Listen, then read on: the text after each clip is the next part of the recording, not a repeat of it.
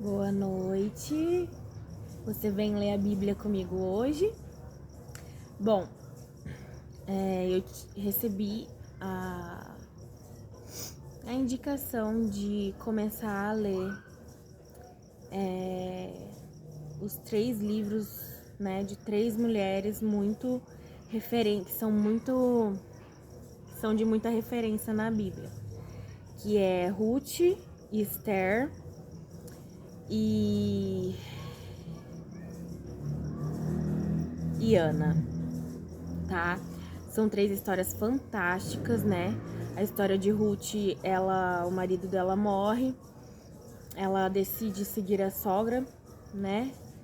E aí elas vão para um campo, vão trabalhar bastante, é uma mulher muito trabalhadora, uma mulher de Deus, assim, serva do Senhor mesmo, visivelmente.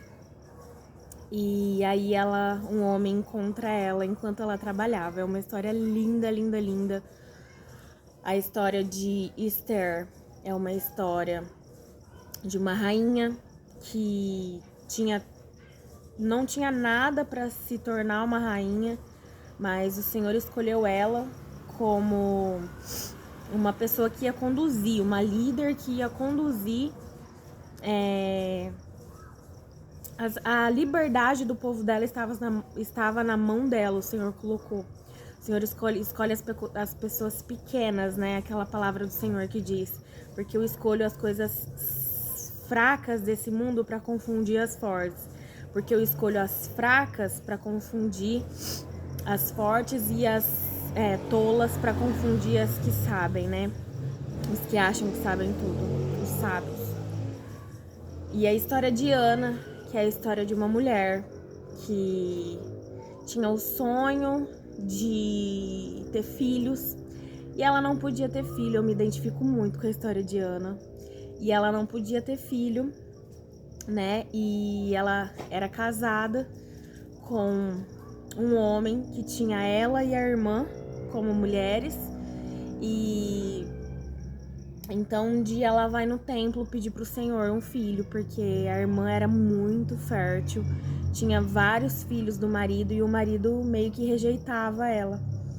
E aí Ana vai se ajoelhar, né, se humilhar perante a presença do Senhor, abrir o coração e dizer tudo que incomodava ela a respeito de não poder ter um filho. E aí eu não vou contar o resto da história, mas nós vamos ler juntas essa palavra e depois eu vou ler o livro de Apocalipse. Então, esses 3 livros dessas 3 mulheres são muito lindas, as histórias, são referências da Bíblia, né? A maioria conhece. E são livros curtos da Bíblia. Apocalipse é um pouco mais difícil de entender e um pouco mais longo. Mas vamos lá, começar com Ruth. A minha Bíblia é uma Bíblia de estudo, né? É a Bíblia da Joyce Meyer. Ela tá bem velha já. E eu gosto assim, né? Vamos começar então. Então ela tem bastante detalhes. Ruth, o autor é desconhecido, né? Pela tradição é Samuel. É entre 1050 e 500 a.C. Eu vou ler aqui o começo, depois a gente vai fazer uma oração e vamos fazer a leitura da Bíblia, né? Princípios para a vida diária. O poder do compromisso e da fidelidade é inestimável. Em sua sabedoria, Deus nos coloca numa posição onde Ele possa nos abençoar. Deus recompensa a fidelidade, o sacrifício que fazemos pelos outros. O livro de Ruth é uma história impressionante do poder da fidelidade, do sacrifício e das escolhas sábias. Ruth fez uma escolha difícil quando decidiu não voltar à sua terra natal, optando em vez disso suportar as agruras de ir para Belém com sua sogra, agora uma amarga viúva.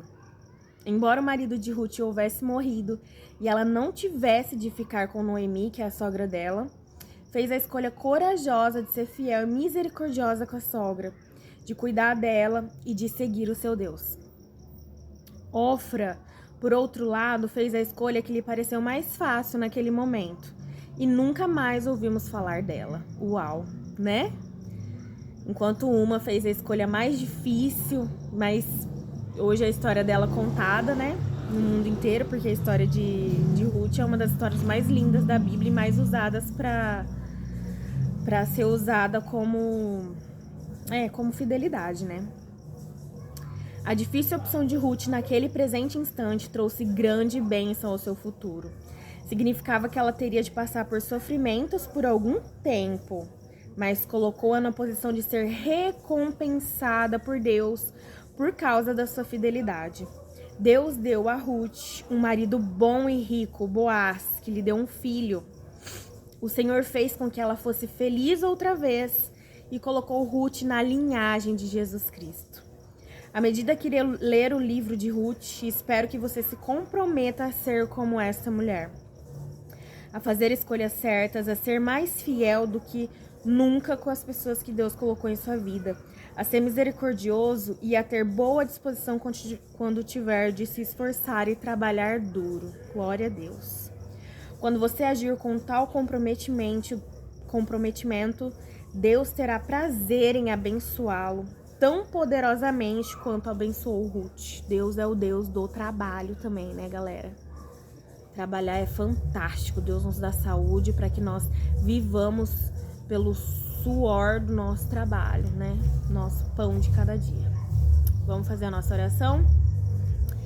Deus poderoso, amado, querido das nossas almas. Pai, quero te pedir hoje que o Senhor fale conosco, Pai. Nós queremos mais de Ti, Deus. Queremos ouvir a Tua voz, sentir o Teu Espírito Santo sensível ao nosso espírito. Senhor, o Senhor é o Deus que conhece a nossa alma, conhece o nosso levantar, o nosso deitar. Sonda os nossos corações nessa noite, que seja um sábado maravilhoso, Senhor. Em nome de Jesus, abençoa a nossa família, nos protege, Senhor Jesus. Precisamos da Tua paz, da Tua presença, do Teu amor nesses dias tão difíceis em que a terra tem vivido, Pai. Pedimos pelo nosso Brasil, em nome de Jesus, que o Senhor direcione um presidente, Pai, assim como o Senhor fez uma vez, que o Senhor fará de novo. Faça de novo, Senhor, em nome de Jesus. Nós precisamos de Ti. Olha para a nossa nação, Deus. Hoje nós queremos ler a palavra e que o Teu Espírito Santo fale conosco, Pai. Que nós sejamos fiéis a Ti. Que nós sejamos como Ruth foi, trabalhadora, esforçada e fiel, Pai. Aquilo que o Senhor prometeu, aquilo que o Senhor confiou a ela. Aquilo que o Senhor esperava dela, Ruth fez. E nós não queremos ser como a outra nora da sogra de Ruth. Nós queremos ser como Ruth, Pai, em nome de Jesus. Amém. Glória a Deus. A família de Elimeleque em Moabe. Na época dos juízes, houve fome na terra. Um homem de Belém, de Judá, com a mulher e os 2 filhos, foi viver por algum tempo nas terras de Moabe. O homem chamava-se Elimeleque, sua mulher Noemi e seus 2 filhos Malom e Quilion. Eram efrateus de Belém de Judá. Chegaram a Moabe e lá ficaram. Morreu Elimeleque, marido de Noemi, e ela ficou sozinha com seus 2 filhos. Eles se casaram com mulheres moabitas, uma chamada Orfa e a outra Ruth. Depois de terem morado lá por quase 10 anos, morreram também Malom e Quilion. E Noemi ficou sozinha, sem os seus 2 filhos e sem o seu marido. Quando Noemi soube, aí Noemi e Ruth voltam para Belém. Quando Noemi soube em Moabe que o Senhor viera em auxílio do seu povo, dando-lhe alimento, decidiu voltar com as suas 2 noras para sua terra. Assim ela, com as suas 2 noras, partiu do lugar onde tinha morado. Enquanto voltavam para a terra de Judá, disse-lhes: Noemi, vão, retornem para a casa de suas mães. Que o Senhor seja leal com vocês, como vocês foram leais com os falecidos e comigo. O Senhor conceda, ela abençoou elas. Deu a posição para elas escolherem o caminho que elas iriam direcionar. O Senhor conceda que cada um de vocês encontre segurança no lar do outro marido. Ou seja, depois de viúva elas poderiam casar, né? Então deu-lhes beijos de despedida. Mas elas começaram a chorar alto e lhes disseram: não, voltaremos com você para junto do seu povo. Disse, porém, Noemi: voltem, minhas filhas, porque viriam comigo. Poderia eu ainda ter filhos que viessem a ser seus maridos? Voltem, minhas filhas, vão, eu estou velha demais para ter outro marido. E mesmo que eu pensasse que ainda há esperança para mim, ainda que eu me casasse essa noite e depois desse à luz filhos, iriam vocês esperar até que eles crescessem? Ficariam sem se casar à espera deles? De jeito nenhum, minhas filhas. Para mim é mais amargo do que para vocês, pois a mão do Senhor voltou-se contra mim. Elas então começaram a chorar alto de novo. Depois Orfa deu um beijo de despedida em sua sogra, mas Ruth ficou com ela. Então Noemi a aconselhou: veja, sua concunhada está voltando para o seu povo e para o seu Deus. Volte com ela. Ruth, porém, respondeu: não insistas comigo que te deixes e que não mais te acompanhe. Aonde fores, irei. Onde ficares, ficarei.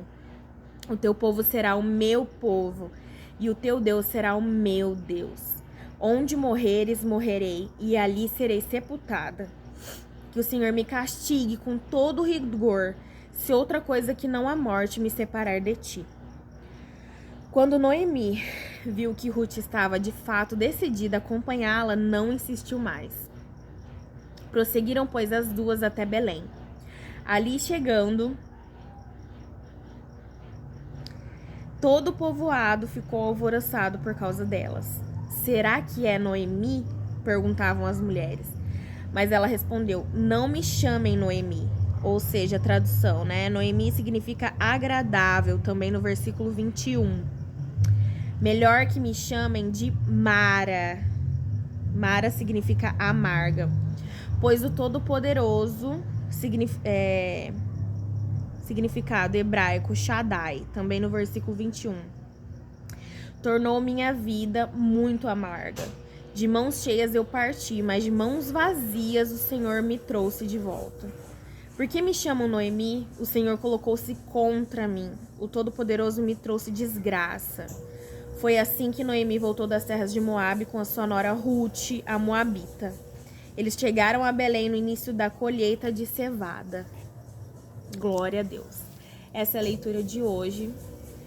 Começamos uma história maravilhosa. Eu já tô ansiosa para terminar de ler, pra gente ver o final dela. Mas que bonito, né? Ver o que Ruth falou pra sogra. Bom, então, até o próximo vídeo.